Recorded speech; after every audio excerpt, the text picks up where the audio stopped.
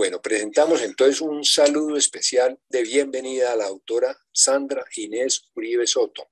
El tema que ella va a desarrollar en esta conferencia es insectos en declive, impacto de la polinización y otros efectos ecosistémicos. Como presidente de la Sociedad Geográfica, pues le doy un saludo cariñoso y cordial. Ella es profesora titular del Departamento de Biociencias de la Facultad de Ciencias de la Universidad Nacional de Colombia, sede Medellín. Es coordinadora del Grupo de Investigación en Sistemática Molecular y el Museo Entomológico Francisco Luis Gallego. Voy a leer solamente algunas de las notas biográficas que nos hizo llegar porque tiene, a pesar de su corta edad, tiene una larga trayectoria científica. Gracias también al doctor Hernando Dueñas, porque gracias a él, a sus contactos, pues hemos organizado muy bien este último mes de conferencias académicas científicas muy importantes. Bueno, sigo presentando a la doctora Sandra. Fue elegida la doctora Sandra en el año 2020 como miembro correspondiente de la Academia Colombiana de Ciencias Exactas, Físicas y Naturales. Reseña su trayectoria académica como ingeniera agrónoma de la Universidad Nacional de Colombia, sede Medellín. Es magíster en Ciencias Básicas Biomédicas y es doctora en Ciencias Básicas Biomédicas de la Universidad de Antioquia. La doctora Uribe destaca sus hitos en su trayectoria como investigadora científica en los campos de ecología y conservación molecular, en bioinformática, en biología de la simbiosis y aplicaciones en control y entomología médica, taxonomía y sistemática, que le ha permitido publicar cerca de 100 artículos en revistas indexadas y contribuir a la formación de nuevos profesionales e investigadores, tanto en pregrado como en posgrado. Ha escrito principalmente, o destacamos, principalmente 2 libros. Un libro, Principios de Entomología Forense, publicado por la Universidad Nacional de Colombia en el año 2004. Y un segundo libro, Recolección de tejidos biológicos para análisis genéticos, publicado por el Instituto de Investigación de Recursos Biológicos Alexander von Humboldt en el año 2017. La doctora Sandra Inés Uribe Soto ha recibido reconocimientos como esto. Voy a leer solamente 2. Mención de honor para el trabajo, variabilidad genética entre poblaciones de abejas y estimaciones de flujo genético en Puerto Berrío, por la Fundación Red Colombiana de Semilleros de Antioquia. Y otra mención fuera de concurso para el trabajo, diversidad y estructura genética de poblaciones de mariposas diurnas de algunos fragmentos de bosque tropical con base en ADN mitocondrial, Encuentro Red Colsi, Nodo Antioquia, Fundación Red Colombiana de Semilleros de Antioquia en el año 2001. Bueno, y siguen otros reconocimientos que por tiempo corto pues no los voy a leer, pero de todas maneras una felicitación a la doctora Sandra por su vida dedicada a la ciencia y a la academia y sus logros, sus publicaciones, sus trabajos. Es un honor para nosotros, la Sociedad Geográfica de Colombia, tenerla hoy como conferencista. Bueno, doctora Sandra, entonces le deseamos éxitos como seguramente los va a tener y adelante con su conferencia. Bueno, ante todo, muchas gracias por la invitación. Para mí pues es un honor y un placer acompañarlos en esta mañana y compartir con ustedes este rato para hablarles sobre este grupo maravilloso biológico que son los insectos. No sé si están viendo ahora todos la pantalla, la presentación. Sí, yo estoy viendo muy bien. Ok, bueno. Este tema sobre el que voy a hablarles es un tema muy vigente, del que seguramente todos ustedes han escuchado hablar, y es si los insectos están en declive y cuáles son esos efectos de ese declive que ha sido muy anunciado en los últimos años en la polinización, que como mencionaba el doctor es muy importante, y también en otros servicios ecosistémicos. como ustedes saben, quienes me conocen y me acompañan desde la Academia de Ciencias, a mí me gusta hacer presentaciones donde les muestro fotos muy bonitas de los insectos para que cambiemos un poco el concepto de que los insectos son solamente esos organismos dañinos, nocivos. Y en este caso quiero mostrarles algunas fotografías de uno de los miembros del grupo de investigación en sistemática molecular que trabaja macrofotografía, llamado Alejandro López, y algunas de una colega que trabaja también bastante en insectos, la mayoría de ellas en Antioquia. Bueno, los insectos son un grupo que tiene una reconocida diversidad y abundancia. Aunque se habla de 1 millón de especies descritas, es claro que el número de especies por describir es bastante superior y hay evidencia de que estos organismos comprenden más de la mitad de las especies descritas en el reino animal. Esa documentación de esa diversidad y de esa abundancia, digamos que se relaciona con un aspecto clave, que es la taxonomía, que es la ciencia que se relaciona con los modos, las formas y los conceptos para estudiar los organismos y asignarlos a categorías jerárquicas, pero también asignarles los nombres. Y en el caso de los insectos es importante considerar que es un poco complejo hacer esa asignación de nombres o esa identificación. Muchos de ellos son muy pequeños, requieren procesos elaborados para identificarse. Además, en algunos casos es difícil, digamos, encontrar los límites entre la variabilidad entre las especies y dentro de las especies. Y es por eso que en los últimos años estudios donde se incluyen abundantes muestreos de insectos, tratando de entender su rango geográfico de distribución, pero también utilizando herramientas novedosas y modernas como el ADN que se encuentra en las células y particularmente en las mitocondrias y en los núcleos, se han convertido en una herramienta muy importante para estudiar. Se habla de que esta diversidad, esta abundancia y esa diversificación está relacionada con la herbivoría, que no es, digamos, otra forma que además de su modo de alimentación, una manera de transmitir esa energía a otros niveles y grupos o gremios de organismos presentes en nuestros ecosistemas. Las razones de éxito de estos organismos están relacionadas, como todos ustedes saben, con algunas particularidades anatómicas, morfológicas, tienen cuerpos segmentados, exoesqueletos formados por polisacáridos complejos, pero también particularidades fisiológicas, algunas de ellas como la metamorfosis y asociaciones interesantes que hacen con algunos organismos, el comportamiento, ¿quién de nosotros no ha oído hablar sobre el comportamiento social en algunos insectos? Y también es importante mencionar, como específicamente, el tamaño pequeño, que hace que puedan conquistar muchos hábitats y muchos espacios, la capacidad que tienen para mimetizarse y camuflarse en los ecosistemas donde viven, el vuelo, que ha sido evolutivamente, digamos, un regalo que les permite colonizar muchos sitios, el metabolismo, que es también particular, y el procesamiento de la información ambiental. Muchas de estas relaciones, muchas de estas particularidades se relacionan, digamos, con la disponibilidad del alimento, con el estado fisiológico de ese alimento y con la ubicación de ese alimento, y ellos han desarrollado unas estrategias muy importantes, olfativas y gustativas, que permiten que se avance mucho en este éxito.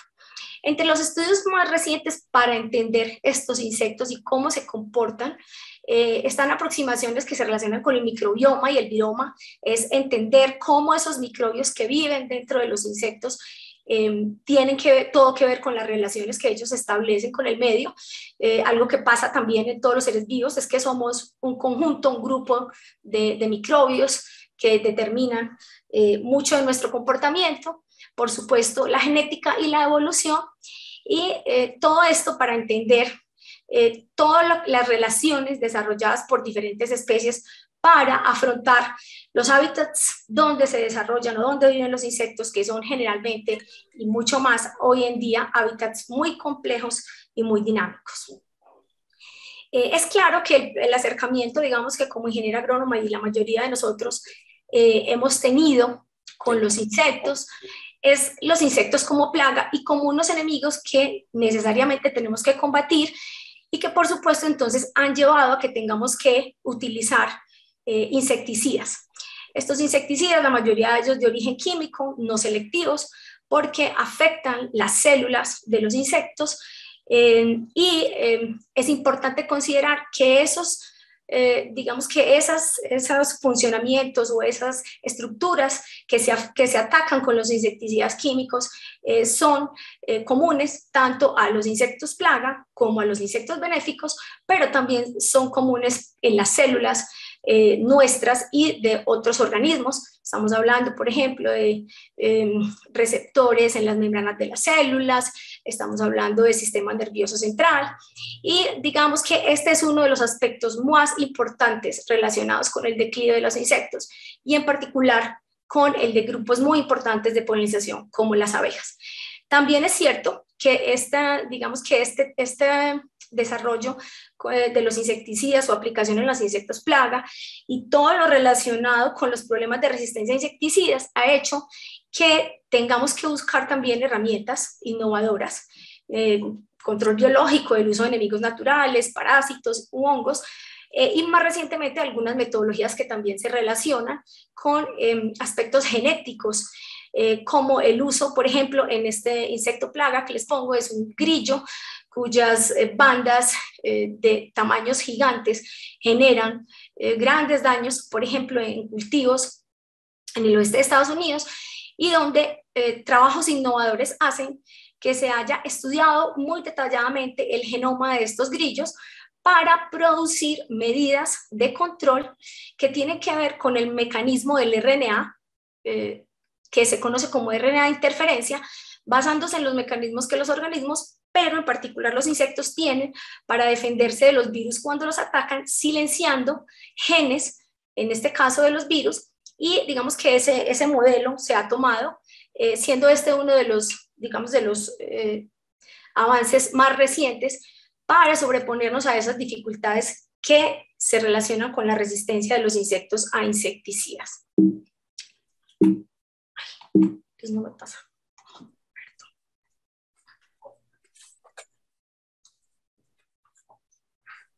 Disculpen que... Ok. Sin embargo, cuando nosotros pasamos a mirar los insectos no como plagas, no como competidores, sino como componentes de la diversidad biológica, entonces, tal y como lo muestra esta polilla, encontramos que hay muchos vacíos en el conocimiento, ¿sí? Es importante entonces recordar aquí que los insectos son organismos clave en los ecosistemas y que además de ser plagas, pues representan gran parte de la biomasa animal. Son muy importantes en unir los productores primarios con los consumidores, participan en todos los ciclos de los nutrientes, generan incluso unas uniones entre los ecosistemas acuáticos y terrestres, son determinantes en los flujos de energía y proveen algo que se conoce más recientemente como los servicios ecosistémicos de los cuales dependen los humanos. Ese término de servicios ecosistémicos es un poco, digamos, contradictorio porque nos hace pensar que vemos los insectos no como un patrimonio que debemos cuidar y conservar, sino más bien como una propiedad, digamos, de uso para muchos efectos. Esta visión de los servicios ecosistémicos, donde la polinización es muy importante, es mirar los insectos desde otra visión, ¿sí? Todas esas interacciones ecológicas muy complejas de los insectos con su medio ambiente se expresan como beneficios directos o indirectos que los seres humanos recibimos de la biodiversidad. Y aquí ustedes pueden ver cómo muchos de esos, digamos, beneficios, como la regulación en el aire, en el agua, el soporte de la biodiversidad, la polinización que habíamos mencionado, pero incluso también aspectos relacionados con lo cultural y, por supuesto, la provisión de alimentos son algunos de esos servicios de los cuales nosotros disfrutamos y gozamos, pero que se ven amenazados por esa forma como nosotros hemos, digamos, no manejado conscientemente los ecosistemas, sino más bien explotado en pro de nuestros beneficios. Entonces, además de esos insectos ser plagas en la agricultura y en la salud humana y animal, es importante reconocerlo, que cumplen otras funciones muy importantes. Por ejemplo, son agentes de control biológico. Algunos de ellos son parasitoides o son depredadores de algunos de esos insectos plagas y nos permiten o nos ayudan a reemplazar esos insecticidas químicos que sabemos que causan tanto daño. Muchos de ellos son modelos de estudio muy importantes. La mayoría de la información que nosotros tenemos sobre la inmunología, sobre sustancias químicas como las hormonas, la genética del desarrollo en los humanos, son basados en estudios relacionados con insectos. Son importantes indicadores de la calidad de los ecosistemas, que tienen relaciones específicas con sus plantas hospedadoras y con los organismos con los que se relacionan. Entonces, cuando los encontramos en un determinado hábitat, pueden indicarnos que ese hábitat está muy conservado o está muy deteriorado. Son fuente de alimentación. Ese es un servicio ecosistémico bastante interesante y que en este momento cobra mucha vigencia en relación a la necesidad de producir proteína. Y son fuente de productos naturales conocidos como bioproductos en un mundo en el cual nos movemos y que está relacionado con una definición muy importante o con una aproximación muy importante de la que se habla en relación con la biodiversidad, que es la bioeconomía, pero también son biorecicladores, como este hermoso escarabajo que les muestro y cuya función voy a ampliarles un poquito más adelante. Pero bueno, están en riesgo los insectos. Hemos escuchado muy recientemente que hay un declive, que hay una pérdida de más del 50% de los insectos. Para mirar un poquito desde la perspectiva histórica, es importante tener en cuenta que la mayoría de los esfuerzos en conservación de los insectos, pues históricamente han sido enfocados a lo que serían las especies raras de insectos, o sea, especies muy particulares, especies que son muy carismáticas, que son muy bonitas, que generan bienestar, especies que están amenazadas, aunque para los insectos se conoce relativamente poca información sobre las especies amenazadas y hemos, digamos, empezado a trabajar bastante en este tema y se habla de un apocalipsis de los insectos que estaría afectando no solamente estas especies raras o estas especies amenazadas, sino especies que teóricamente son muy abundantes y ese tema del apocalipsis de los insectos ha generado gran preocupación porque es obvio que dependemos en gran parte de los insectos, que se afectaría esa funcionalidad de los ecosistemas y por lo tanto, si los insectos desaparecieran digamos, como se está expresando en este momento, pues la vida como la conocemos ya no estaría. Para repasar un poquito cómo ha sido todo lo relacionado con esta información que habla del declive de las poblaciones de los insectos amenazados y de las pérdidas, digamos que es importante mencionar algunos de los estudios, hay digamos bastantes. Recientemente en una reunión que se hizo por la Sociedad Americana de Entomología, se documentaban algunos de esos reportes históricos más importantes que iniciaron en el 2004 en Europa, donde en Gran Bretaña, que se tiene una historia importante de datos acumulados, de observaciones con trampas para monitorear la abundancia, pero también de trabajos de ciencia ciudadana para mapear la distribución geográfica, se hablaba de un declive en las mariposas, inclusive mencionando que las mariposas, digamos, se pueden entrar en procesos de deterioro más rápidamente, incluso que las abejas. Ustedes saben también que las mariposas juegan un importante papel en la polinización. Más adelante, en el 2007, se publicó en Estados Unidos un reporte sobre el estatus de los polinizadores como las abejas, los abejorros y las mariposas monarca. Ese estatus fue preocupante. Ustedes saben que aunque en el 2007 se inició este trabajo recientemente, hemos escuchado que la mariposa monarca se ha declarado como una especie amenazada y en peligro. Un poco más adelante, en el 2014, se habló de la defaunación entomológica en el Antropoceno y este fue el primer metaanálisis que reportó pérdidas globales para otros tipos de insectos como los cucarrones, las libélulas, los grillos, y este metaanálisis se hizo basado en 16 estudios previamente publicados, expresando que la disminución del 45% de los insectos había ocurrido en los últimos 40 años. También en el 2017 se publicaron los primeros hallazgos en Alemania, en la Sociedad Entomológica, donde trabajando en insectos voladores, se habló de que estos insectos habían disminuido en al menos 60 sitios. También en 2017 se habló de la pérdida de la biomasa del 75% en 27 años en sitios de diferentes de Europa muestreados, y más recientemente en el 2018, 2019 y 2020, ustedes ven que se habla de que el 40% de los insectos están en riesgo de extinción y que hay una pérdida de insectos en términos de la biomasa, o sea, de lo que pesan, de 1% por año. Digamos que lo más, lo más aterrador o lo más asustador fue cuando el New York Times en el 2018 publicó un artículo llamado El apocalipsis de los insectos está aquí. Es importante mencionar respecto a todo esto que, como ustedes ven, los estudios se han realizado, digamos, en sitios muy específicos, en países donde la diversidad es mucho menor que lo que nosotros tenemos en el neotrópico. Y digamos que aunque es claro para todos que aspectos como el cambio climático, la destrucción de los hábitats de los insectos, el uso de los insecticidas,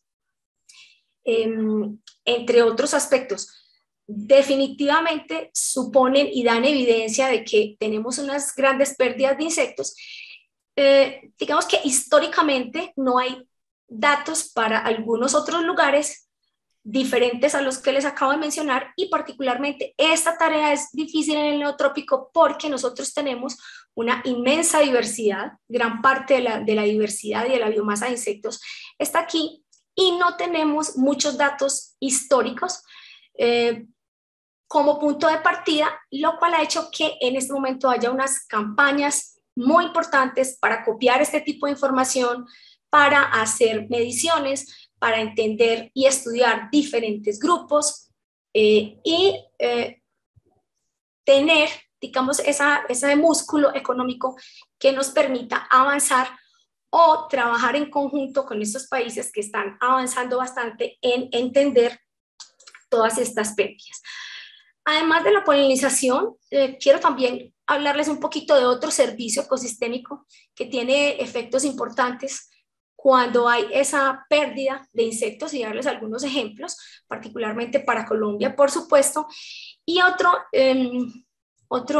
servicio ecosistémico que es la fuente de alimentación, también quiero contarles algunas experiencias que tenemos desde nuestro grupo de investigación. Aquí solo para recordarles que los polinizadores son animales que se alimentan del néctar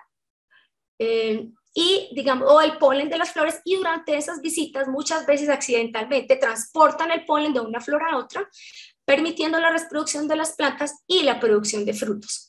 Esa polinización realizada por animales, porque también ustedes saben que la pueden realizar factores abióticos, el viento, el agua, es necesaria para la reproducción de aproximadamente el 80% de las plantas vasculares terrestres y para la producción de gran cantidad de frutos y semillas que nosotros, los humanos y los animales, usamos para nuestra alimentación. Más o menos se calcula que hay unas 200 especies de animales que pueden actuar como polinizadores, pero la cifra seguramente aumentará. Y ustedes ven que además de los insectos, hay también muchos vertebrados, incluyendo pequeños mamíferos, murciélagos, zarigüeyas, monos, ardillas, lemures, aves. Aquí los colibríes juegan un papel muy importante, pero incluso se ha reportado que algunas serpientes pueden cumplir este papel. No obstante, los insectos, como hemos venido hablando, son sin duda uno de los grupos más grandes y más representativos,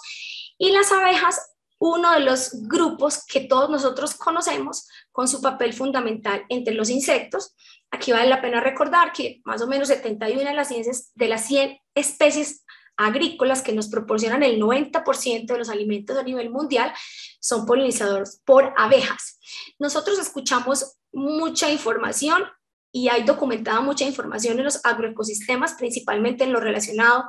con la abeja melífera, que es la abeja productora de miel que conocemos, el género Apis,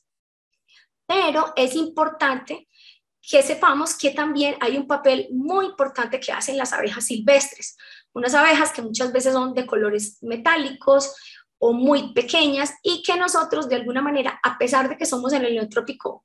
tenemos bastante riqueza, no conocemos muy bien o no hemos estudiado muy bien. En este momento, digamos que hay como bioproductos o como paquetes tecnológicos, se usa bastante que las colmenas de abejas e incluso de abejorros se utilicen para mejorar la calidad de la polinización. Por ejemplo, en cultivos de aguacate y en el país se ha convertido una práctica importante,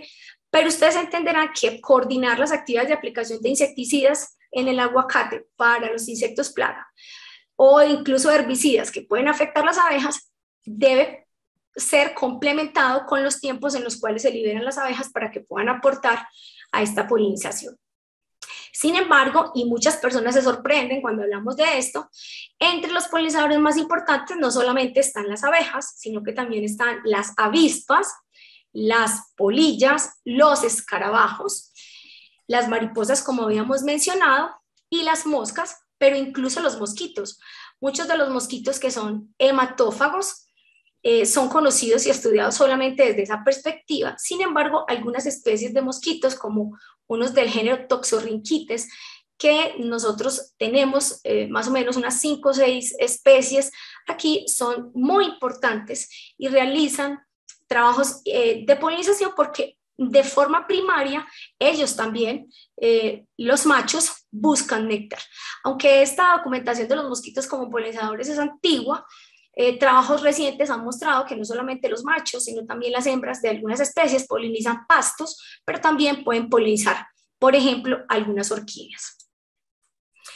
Es importante recordar que en términos de la seguridad alimentaria del planeta, pues la polinización aumenta sin duda alguna lo relacionado con la cantidad y con la calidad de muchos de los cultivos, y se estima que más o menos unos 118 cultivos que consumimos proporcionan el 90% del suministro de los alimentos para un gran número de países y que al menos 87 de esos cultivos dependen de la polinización animal. Digamos que esas cifras son bastante importantes para uno entender lo que significa la pérdida de los polinizadores. Aquí les estoy mostrando una fotografía de un coleóptero, Cyclocéfala fosteri, de un grupo conocido como Dinastine, polinizando la palma de coco, un trabajo de una investigación muy importante de unos colegas del Instituto Alexander von Humboldt. Y aquí les muestro el polinizador de la guanábana, que es también un coleóptero del mismo grupo, Melanotides dinastine, y en este momento tenemos algunos productores que nos dicen, ¿por qué no hacemos crías de este insecto y los liberamos de forma controlada? Porque tenemos en este momento muchos cultivos de guanábana y sería para nosotros muy importante apoyarnos y aumentar esto con este servicio de polinización conocido. Después de todo esto que hemos visto, creo que nos queda claro que estudiar las interacciones entre las especies de plantas y sus polinizadores es mucho más urgente ahora que nunca,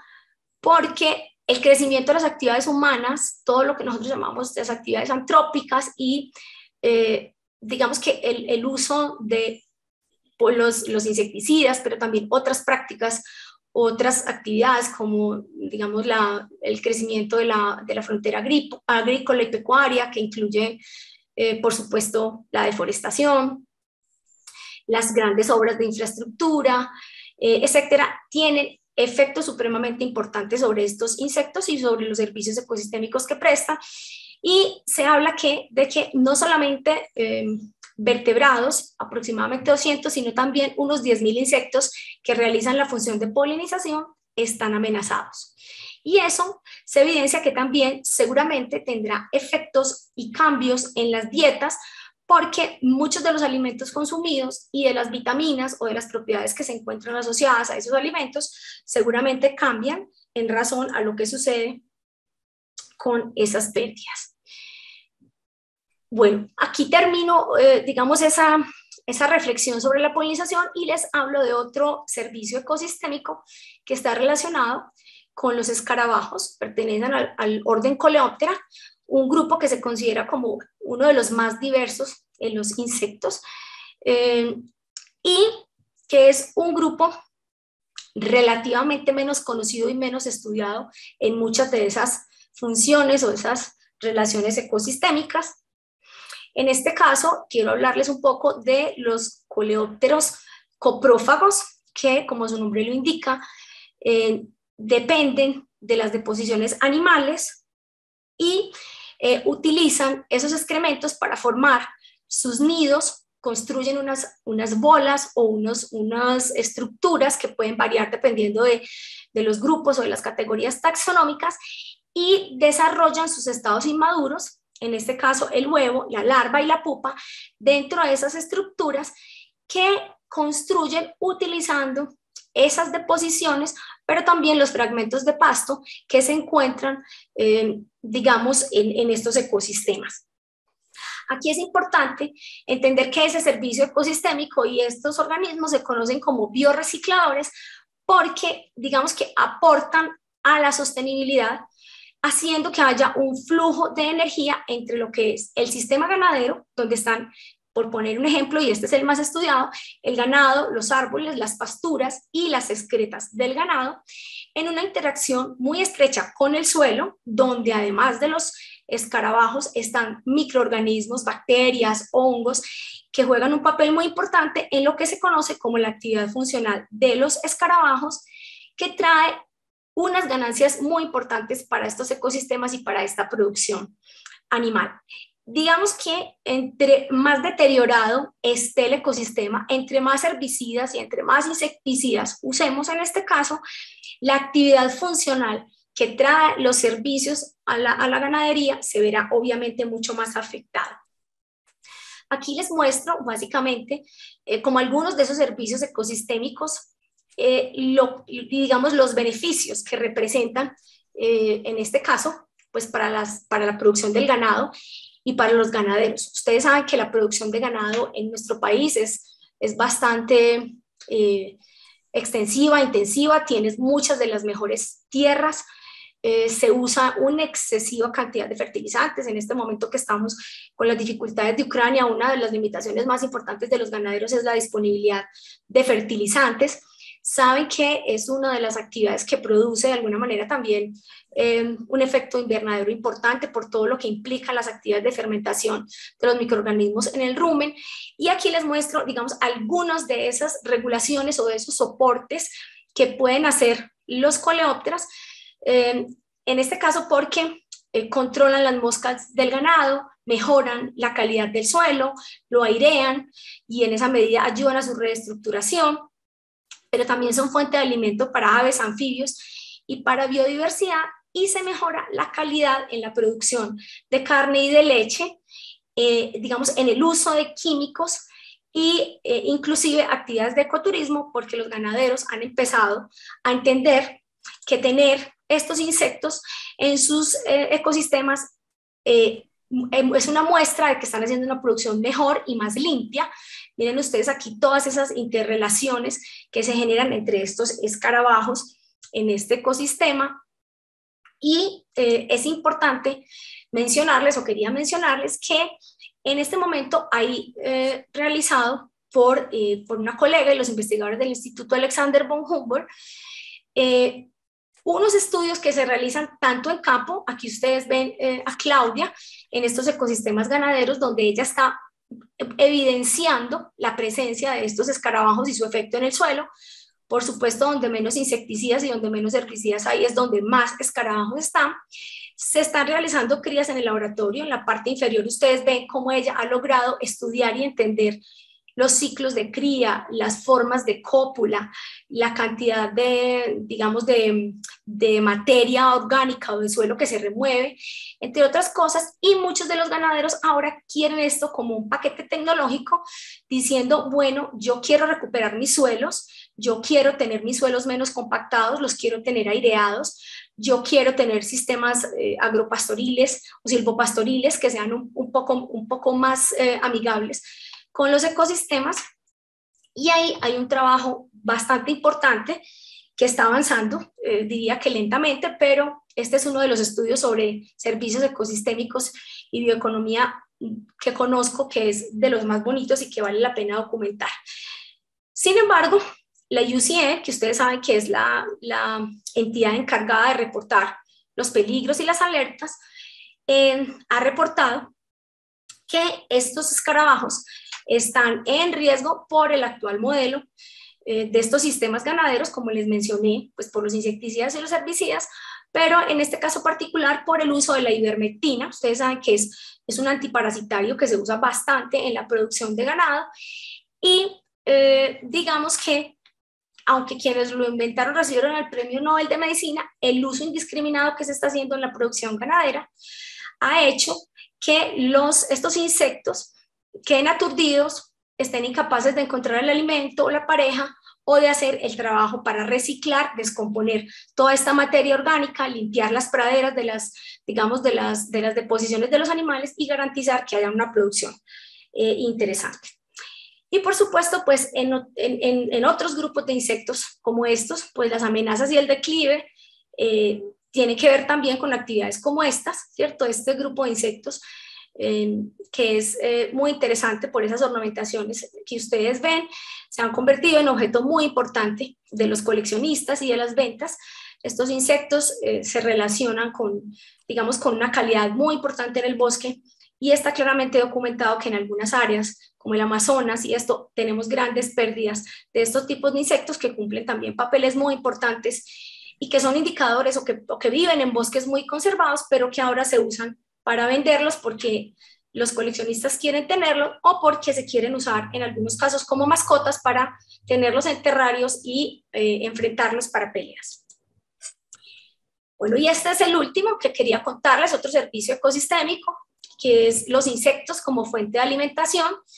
La FAO y las Naciones Unidas han estado hablando de que tenemos la necesidad de aprovechar el potencial de los insectos para la alimentación animal, pero también para la alimentación humana, porque realmente pueden considerarse una alternativa sostenible y respetuosa. Digamos, desde tiempos ancestrales, los insectos forman parte de la alimentación humana, y más de 2.000 millones de personas en el mundo, casi siempre en África, en Asia,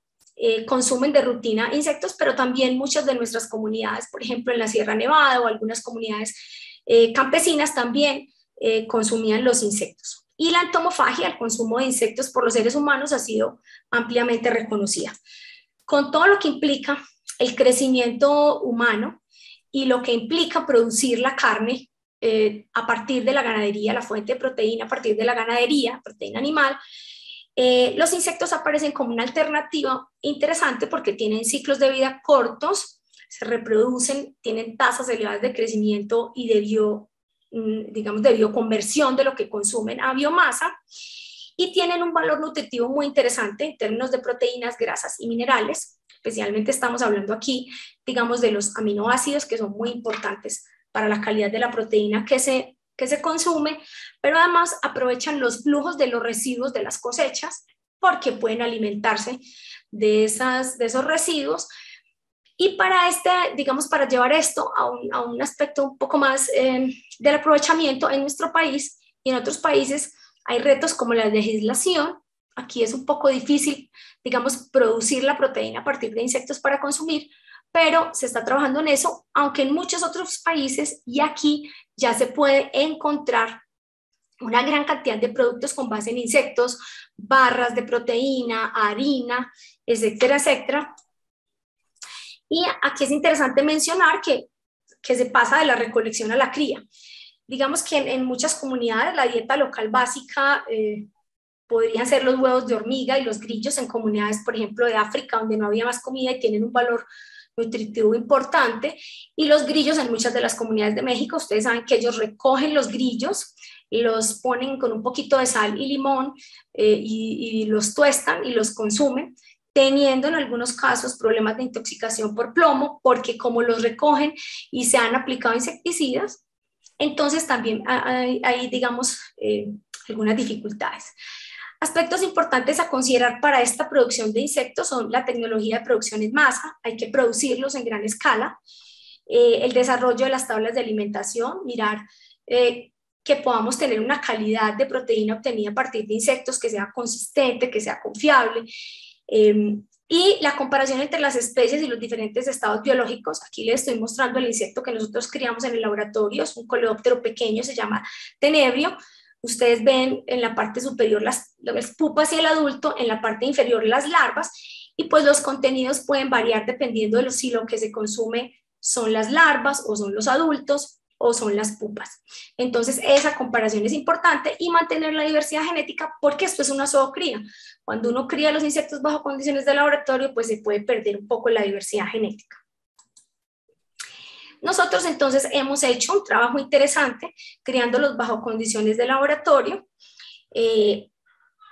aquí en la universidad con una duración de un ciclo de vida que es más o menos de 152 días. Y los análisis bromatológicos que hemos hecho muestran unos porcentajes de proteína altos, inclusive en comparación con otros encontrados en otros estudios, y también grasas. Aquí un dato interesante es que se necesitan 23.000 larvas para producir 1 kilo de harina. Arriba lo que ustedes están viendo es la masa de harina producida con base en estos insectos, el pan, y abajo una comida vegana que hemos estado trabajando para, digamos, evaluar la calidad de esta harina con base en este insecto que estamos produciendo en la universidad y haciendo, digamos, una aproximación a lo que podría ser este servicio o este beneficio para los humanos bajo las condiciones actuales de necesidad de producción de proteína. Todo esto que acabo de mostrarles de los servicios ecosistémicos y las pérdidas hacen que en este momento haya un trabajo muy intensivo a nivel de todo el mundo para entender las dimensiones ecológicas, taxonómicas, geográficas y sociológicas de este declive, y para que pensemos un poco cómo avanzar para estudiar y revertir el drenaje de esta diversidad global, considerando que tenemos la solución en nuestras manos. Entre las acciones, ustedes se van a dar cuenta que desde que todo este boom del declive de los insectos apareció, entonces ha habido cambios en la legislación, sobre todo contra el uso de los nicotinoides o los neonicotinoides. Son un grupo de insecticidas clásicos, pero que afectan el sistema nervioso central y causan unos efectos bastante drásticos, sobre todo en las abejas. En las abejas ha sido como donde más está documentado. Están prohibidos en muchos países, en nuestro país se siguen usando, tenemos una lista más o menos de 7 que se usan continuamente y cuyas trazas quedan en las flores, en el polen que las abejas toman. Hacer las listas de las especies rojas, y ustedes ven que desde el 18 al 2020 ha habido aumentos en la financiación para conocer, para estudiar, para investigar, para documentar la polinización. Digamos que uno de los trabajos más interesantes que tuve la oportunidad de conocer es una iniciativa que se llama BioAlfa para conservar el bosque seco tropical en Costa Rica, donde recientemente el gobierno habló de dar 100 millones para trabajar en inventariar, conocer y monitorear esa diversidad, incluyendo el componente no solo de identificación morfológica, sino también algo que se llama el código de barras de ADN, que es una metodología práctica y sencilla basada en el DNA, en una región del DNA de las mitocondrias, para hacer inventarios rápidos de diversidad. Y en Colombia pues hay algunas cosas muy interesantes, como la iniciativa de polinizadores que se hizo en el 2018 por el ministerio, con la ayuda de la CAR y también con la profesora Guiomar Nates de la Universidad Nacional de Colombia, sede de Bogotá, quien es una de las autoridades mundiales en las abejas y en la polinización, donde reconociendo esto y también las iniciativas internacionales, pues se sumaron a documentar esa diversidad de abejas, esperando que a partir de ahí se generaran lineamientos, iniciativas para la apicultura, para la meliponicultura, o sea, para el cultivo de otras abejas. Todavía estamos esperando que esas iniciativas y esos lineamientos derivados de este libro, de este documento muy importante de la iniciativa de polinizadores lleguen. Y en el caso de los ecosistemas de producción agrícola, pensarlos como agroecosistemas, mirarlos más desde esa perspectiva, y obviamente mejorar las prácticas para que demos refugio y alimento a los polinizadores, para que no los saquemos de los cultivos con el uso de insecticidas y de químicos y herbicidas, sino que los volvamos amigos. Y hay algunas prácticas interesantes como por ejemplo hacer menos monocultivos, cultivos de menos áreas, rotar cultivos, tratar de utilizar pesticidas, menos pesticidas, avanzar hacia la producción orgánica. Obviamente esto no es fácil. En café, digamos, hay trabajos muy interesantes de reconocimiento y monitoreo de los polinizadores. Y por supuesto, pues una tarea que es interesante desde la economía, que es la valoración de los servicios de esa polinización. Por en eso, en términos de pesos, esas pérdidas, lo cual han hecho muchos otros países, y cuando ven esos valores en términos de millones de dólares, entonces las acciones inmediatamente se vuelven mucho más rápidas. Por último, pues hay unas iniciativas muy interesantes que se conocen como iniciativas de ciencia ciudadana, que han logrado que la gente del común, las comunidades, junto con, en este caso, en este programa muy interesante que se llama, que es un proyecto colaborativo de la NASA, se junten las observaciones de las comunidades con los estudiantes que realizan investigaciones en ciencia y con unos colaboradores estratégicos para documentar aspectos muy importantes sobre los insectos y sobre los polinizadores. Y eso ha generado, como les pongo acá, una comunidad creciente con unas iniciativas para evaluar, para conservar y para entender los insectos en todas sus dimensiones, como polinizadores, como presas, como recicladores de nutrientes, como les acabo de mostrar, como fuente de información, pero sobre todo algo que para mí es muy importante y es como organismos focales en ciencia y tecnología, pero también en arte, en literatura y en otros aspectos de la ciencia. Les pongo aquí lo de jardines funcionales, es una iniciativa muy reciente, pero que está creciendo bastante en nuestro país, es tener jardines que se llaman así funcionales porque proveen alimento, pero también tienen una gran cantidad de flores digamos, y plantas que, por ejemplo, mitigan aspectos como la temperatura. En las zonas urbanas, las temperaturas son más altas y los parásitos, por ejemplo, de las abejas funcionan mucho mejor, y a las abejas les va muy mal cuando en estos ambientes urbanos las temperaturas son muy altas. Entonces, estos jardines funcionales que son entendidos y apropiados por la comunidad son muy interesantes. Todo esto para decirles que hay que tomar muchos datos para tomar decisiones informadas y nos falta bastante ahí. Esto es lo último que quería mostrarles. Es un proyecto muy novedoso del 2022 que se llama Mapeando el hábitat de los mosquitos y creando conocimiento con la comunidad. Ustedes ven que son unas herramientas digitales bastante importantes donde se reconocen o se identifican los insectos, dónde están, cuáles son las coberturas vegetales donde se encuentran, se estudia en detalle con herramientas satelitales, digamos que se analizan los datos, se producen los mapas, se hacen cartillas de educación para la comunidad y digamos que este es uno de los proyectos ejemplo para mí, una iniciativa mundial con información abierta y bases de datos globales. En una palabra, esto es lo que debemos hacer, trabajar juntos, la academia, digamos, la comunidad en general, los productores, y digamos que sumarnos porque toda iniciativa, por muy pequeña que sea, cuenta para cambiar el panorama de los polinizadores en el mundo y en el país. Muchas gracias. Muchas gracias a usted, doctora Sandra Inés Uribe Soto. Muchas gracias por su extraordinaria, interesante, útil y oportuna conferencia. Miren cómo son de necesarias estas charlas con científicos, porque como bien lo decía la doctora Elena Groth en su posesión hace unos días, pues realmente el desarrollo de la ciencia en Colombia no se ha aplicado suficientemente, no se ha aprovechado, es decir, no hemos aprovechado este recurso. Y pues nosotros como Sociedad Geográfica somos estamos atentos a poderles servir en algo. Bueno, doctora Sandra, muchas gracias. Nos honró con su parte y y estamos a la orden. Es un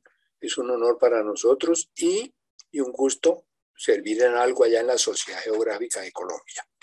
Muchas gracias entonces para todos, y entonces salimos teniendo en cuenta la hora 12:30. Gracias y les deseo que tengan una buena tarde y que Dios, como dice el Padre Diego, que Dios nos bendiga a todos. Gracias. Feliz tarde para todos. Gracias. Entonces, Víctor, salimos.